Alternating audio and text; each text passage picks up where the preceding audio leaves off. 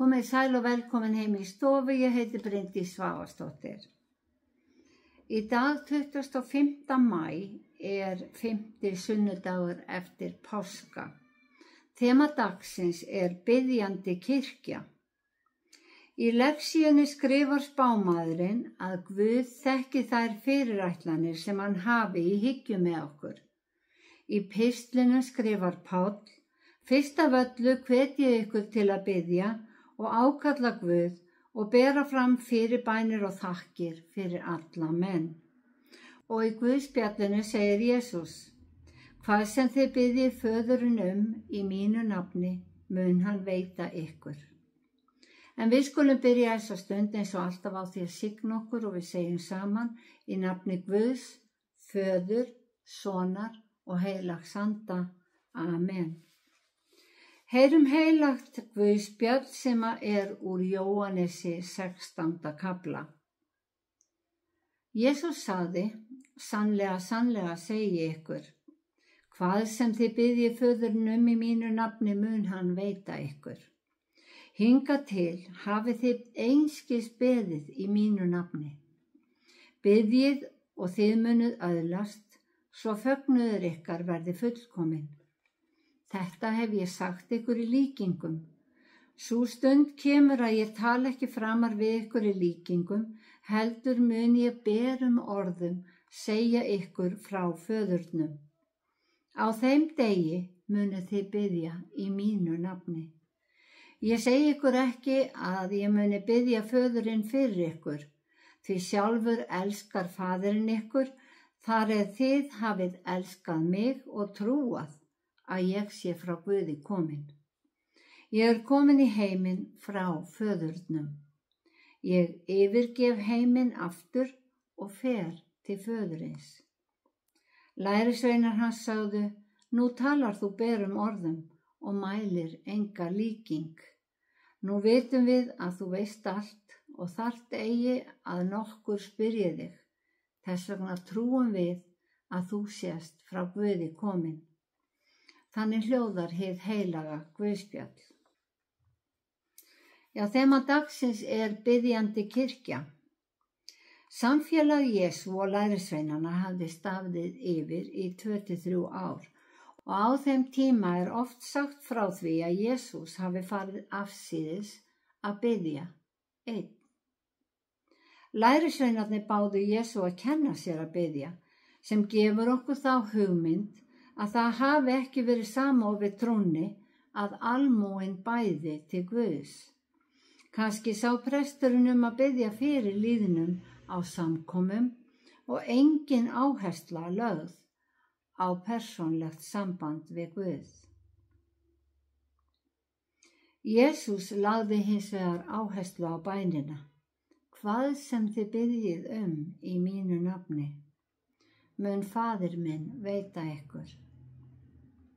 Ég efast ekki að þessi orð eigi líka erindi til okkar í dag. Bænin er sterkasta vopnið sem við eigum. Bænin Faðir vor sem Jesús kenndi okkur er ekki aðeins bæn daglega velgengni, frið og öryggi, heldur er hún einnig játning. Við játum að Guð sé Faðir okkar á himnum.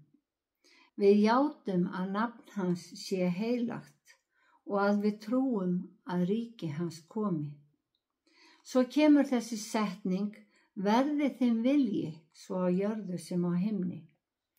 Þarna leggjum við allt okkar traust á Guð og það gerir enginn sem býst við refsingu. Það gerir aðeins sá sem trúir því að Guð sé góður Guð, kærleiksríkur og miskunnsamur, Guð sem fyrirgefur.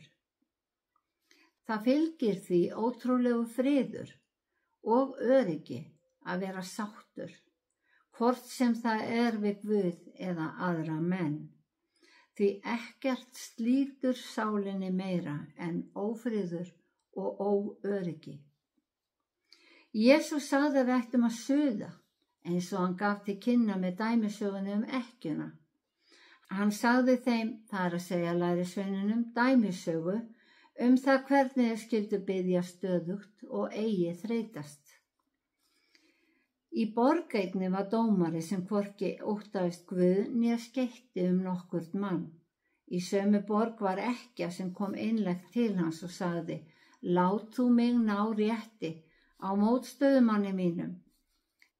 Það vildi hann ekki lengi vel. En að lokum sagði hann við sjálfan sig: Ekki óttast ég Guð að sönnu né skeyti nokkurn mann, en þessi ekkja lætur mig ekki í friði. Því vil ég rétta hlut hennar áður en hún gerir út af við mig með nauði sínu. Og drottinn mælti: Heyrið hvað ranglátur dómarinn segir. Mun Guð þá ekki rétta hlut sinna útvöldu sem hrópa til hans dag og nótt? Mun hann draga að hjálpa þeim? Ég segi ykkur, hann mun skjótt rétta hlut þeirra.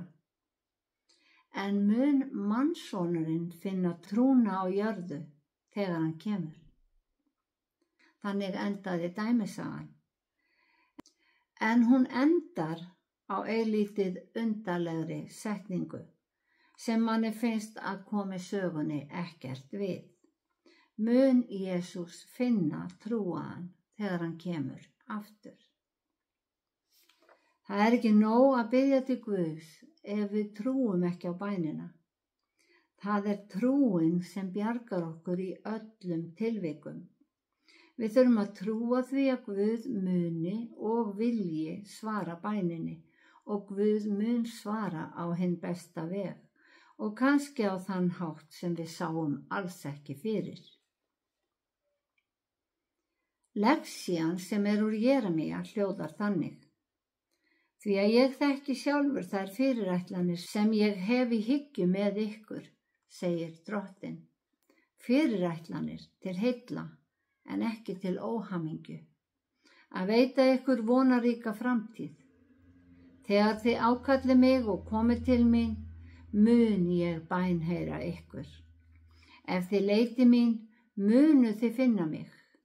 Ef þið leitið mín af öllu hjarta, læt ég ykkur finna mig, segir Drottinn.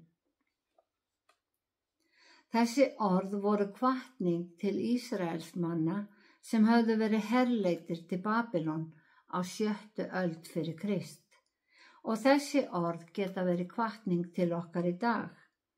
Eins og kom fram í textum síðasta sunnudags, þá vill Guð okkur aðeins hið besta og í textum dagsins í dag vill hann að við leitum hans, áköllum hann og hann mun veita okkur vonaríka framtíð. Við lifum í stríðshrjáðum heimi og á hverri einustu mínútu í heimssögunni hefur verið ófriður einhvers staðar. Í dag þegar við sjáum hörmungarnar í fréttum og heyrum af skelfilegum stríðsátökum, fólki á flótta, hungursneyð vegna þurrka, skógarelda, flóða eða ófriðar ástands. Og við heyrum baráttu fólks við sjúkdóma ofan á allt annað, þá fallast okkur hendur. Heimurinn var ekki skapaður þannig. Í garði Guðs ríkti friður og traust, þar til efanum var sáð, og vantraust á Guð varð að veruleika. Heimurinn varð ekki hinn sami á eftir. Þess vegna Guð að stofna nýtt ríki fyrir sitt fólk. Og í pistlinum hvetur Páll menn til að nota bænina, nota trúartraustið, að Guð viti hvað best fyrir okkur og vilji veita okkur það. Hann skrifaði: Fyrst af öllu hvet ég ykkur til að biðja og ákalla Guð og bera fram fyrirbænir og þakkir fyrir alla menn. Og til að létta okkur tilveruna á þessari jörð, skrifaði Páll, biðjið fyrir konungum og öllum þeim sem hátt eru settir, til þess að við fáum lifað friðsamlegu og rólegu lífi í Guðs ótta og siðprýði. Það gott og þóknanlegt Guði, frelsara vorum, sem vill að allir menn verði hólpnir og komist til þekkingar á sannleikanum. Einn er Guð, einn er og meðalgangarinn milli Guðs og manna, maðurinn Kristur Jesús sem gaf sjálfan sig sem lausnargjald fyrir alla. Já, við erum hvött til að biðja fyrir forráðamönnum og stjórnendum, þeim sem hafa bein og óbein áhrif á líf okkar, svo að við getum lifað friðsömu lífi. Einn slæmur stjórnandi getur haft skelfileg áhrif á allan heiminn, en á sama hátt getur einnig góður stjórnandi haft víðtæk áhrif til betra lífs fyrir alla. Guð er bara eina bæn í burtu. Hann er alltaf á vaktinni ef við leitum hans og sé hjarta okkar í örvæntingu, þá lætur hann okkur finna sig, svo að rétta svarið fáist. Já, þemað í dag er biðjandi kirkja og margar kirkjur bjóða upp á kyrrðar og bænastundir einu sinni í viku. Þar getur fólk sest niður, í ró og næði, getur lagt áhyggjuna frá sér og beðið lausn. Erill og hraði nútímans gefur varla stundar frið. Hugarró fæst varla án þess að stundin sé tekin frá á einhvern hátt og mörgum finnst þeir vera nær Guði í kirkjunni. Í dag er hugtakið kirkja í merkingunni bygging, hús Guðs, en upphaflega merkingin er söfnuður. Kirkjan er söfnuðurinn, því að Guð er þar sem að við erum. Tóm kirkja er þess vegna bara bygging. Biðjandi kirkja stendur því fyrir biðjandi söfnuð og mér er hugsað til Bruce Almighty og allra bænanna sem hann fékk. Hver og ein þeirra var sérstök frá hjarta þess sem bað. Beðin inn í aðstæður sem engin annar hafði og beðið sérsniðna lausn. Bænir okkar snúast oftast líf okkar og okkar nánustu þegar við biðjum ein, en til þess að vera með einum huga í bæninni þurfum við að biðja saman fyrir ákveðnu málefni, vera biðjandi kirkja. Þá getum við ímyndað okkur að allar bænir okkar fléttist saman og verði af sterkum þræði sem nær til Guðs. Við erum hvött til að biðja án afláts og okkur er sagt að Faðirinn elski okkur fyrir það eitt að við elskum og trúum á son hans. Hann og sonurinn eru eitt, en Jesús leggur samt áherslu á í Guðspjallinu að þegar við biðjum, þá eigum við að beina bæninni til Guðs á himnum.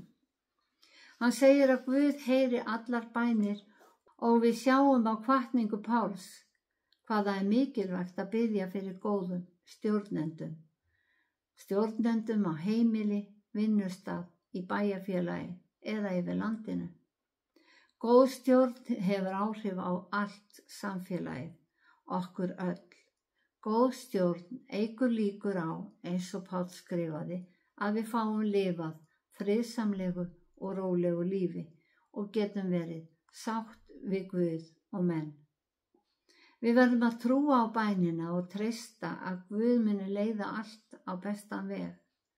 Sá sem biður eignast hugarró því að sá hinn sami hefur afhent Guði vandamálið og falið Guði að greiða úr flækjunni. Því fylgir léttir. Notum því bænina óspart, suðum í Guði. Verum óþreytandi að biðja eins og ekkjan í dæmisögunni og Guð mun svara. Drottinn blessi þig og varveiti þig. Drottinn láti sína ásjón lýsa yfir þig og sé þig náðugur. Drottinn upplyfti sínu augliti yfir þig og gefi þig frið. Í Jesú nafni. Amen.